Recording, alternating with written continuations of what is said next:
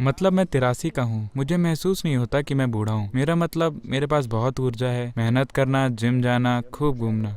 मरना ठीक है, मगर बूढ़ा होना जरूरी नहीं है। मगर क्या आप मरने से डरते हैं? हम्म? क्या आप मरने से डरते हैं? बिल्कुल नहीं। क्यों? बिल्कुल भी नहीं। मैंने एक पूर्ण जीवन जिया है। मैं हर दिन को ऐसे जीता हूँ मानो यही आखिरी दिन है, तो मुझे कोई परेशानी नहीं है। क्या आप अच्छी नींद सोते हैं? ओह हाँ। देखिए, 25 साल तक मैंने सिर्फ 2.5 से 3 घंटे नींद से काम चलाया है। हे भगवान। रात में? हाँ। रात में? इन दिनों मैं आलसी हो रहा हूँ। मैं औसतन 4.5 घंटे सोता हूँ। वाह। आप जानते हैं मेरी पत्नी और मैं 9 घंटे सोते हैं। इसका मतलब है कि आप आधे जीवन सोते रहेंगे। अगर मैं 2.5 घंटे सोया होता तो मैं अभी ऐसे बैठा होता। नहीं है, शरीर को नींद की नहीं, उसे आराम की जरूरत होती है। अगर आप जानते हैं कि खुद को आराम में कैसे रखना है तो नींद की मात्रा कम हो जाएगी। ये एक अच्छा पॉइंट है। जब हम कोई काम करते हैं तो उसमें सफल होना चाहते हैं, कोई संदेह नहीं। पर आज सभी कामयाब लोगों को देखिए, वो संदेश फैला रहे हैं सफलता दुख है, सफलता कष्ट है। अगर आप ये संदेश फैलाएंगे तो अगली पीढ़ी सफलता नहीं चाहेगी।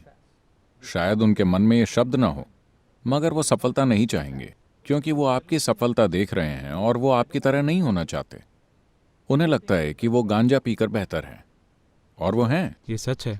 तो आपके सफल होने के लिए सबसे महत्वपूर्ण चीज है शरीर की सुखदता, मन की सुखदता, भावनाओं की सुखदता और आपकी जीवन ऊर्जा की सुखदता। हम अपने जीवन को बहुत हास्यास्पद रूप से जटिल बना लेते हैं। यही दुनिया की रीत है। बहुत ज्यादा जैसा कुछ नहीं होता। इंसान बहुत कुछ कर सकता है। ज्यादातर इंसानों की समस्या ये है कि उनका मन ही उनके खिलाफ है।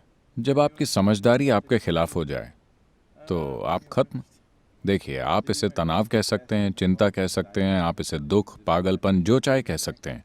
मुख्य रूप से ये आपकी समझदारी का आपके खिलाफ होना है ना? क्या कोई और वजह है? चेतना कोई अजीब चीज नहीं है जो कहीं और घटित हो रही है। आप जीवित हैं और जानते हैं कि आप जीवित हैं क्योंकि आप चेतन हैं। अगर आप अचेतन हो तो आप ये भी नहीं जानेंगे कि आप जीवित हैं या मर गए, है ना? आप ये भी नहीं जानेंगे कि आपका अस्तित्व है या नहीं। तो आप चेतन हैं। सवाल सिर्फ ये है कि कितने चेतन। तो चलिए अभी हम चेतनता को रोशनी के रूप में देखते हैं। मान लेते हैं इस हॉल में सिर्फ एक लाइट है और उसकी रोशनी कम करते हैं तो वो सिर्फ ये 2 लोग दिखाएगी, बाकी मुझे नहीं दिख रहे। मैं क्या सोचूंगा? मैं सोचूंगा कि इस हॉल में सिर्फ ये 2 लोग हैं। आपने रोशनी बढ़ा दी, अचानक मुझे 4 लोग दिखते हैं। अरे, अचानक हॉल में 4 लोग हो गए। आप उसे और बढ़ा दें, अरे यहाँ 10 लोग हैं। उसकी रोशनी पूरी बढ़ा दी। अब मैं हर चीज और व्यक्ति को पूरा देख पाऊंगा। चेतनता बस यही है। हर कोई चेतन है। सवाल बस ये है कि कितने चेतन। हर कोई जगा हुआ है, मगर सवाल सिर्फ ये है कि आप अभी कितने जगे हुए हैं। इसीलिए ये शब्द है। भारत में हम हमेशा से जागृति शब्द इस्तेमाल करते हैं। क्या मैं जगा हुआ नहीं हूं? मैं जगा हुआ हूं, मगर आप इससे अधिक जागृत हो सकते हैं जितने आप अभी हैं। आगे आप और अधिक जागृत हो सकते हैं। किसी बिंदु पर अगर आप पूरे जागृत हो जाते हैं तो सारी सृष्टि आपके बोध में आ जाती है। मानवता के खिलाफ हमने सबसे बुरा अपराध ये किया है कि हमने लोगों के दिमाग में स्वर्ग का विचार डाल दिया।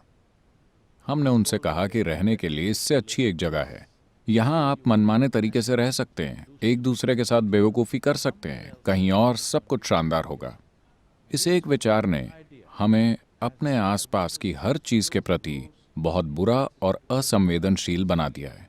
ये विचार कि अगर आप यहाँ अच्छा खाना नहीं खा पा रहे हैं, कोई बात नहीं, वहाँ वो शानदार होगा। आज आपको शराब नहीं मिली, कोई बात नहीं, वहाँ वाइन की नदियाँ बहती हैं। जो भी छोटे छोटे सुख आप चाहते हैं, चिंता मत कीजिए, वहाँ दर्जनों कन्याएं आपका इंतजार कर रही हैं। जो भी बकवास मैं कह रहा हूँ, बस ये विचार कि यही जगह है जहाँ सबसे ऊंचे स्तर पर जीने के लिए आपको सब बेहतरीन करना होगा। रहने के लिए इससे ऊंची कोई जगह नहीं है। ये सबके अंदर समा जाना चाहिए। अगर हम बहुत अच्छे तरीके से जीना चाहते हैं तो यही वो जगह है ना? मैं आपसे पूछता हूँ, क्या आपके पास कोई सबूत है कि आप पहले से स्वर्ग में नहीं हैं और उसे खराब नहीं कर रहे?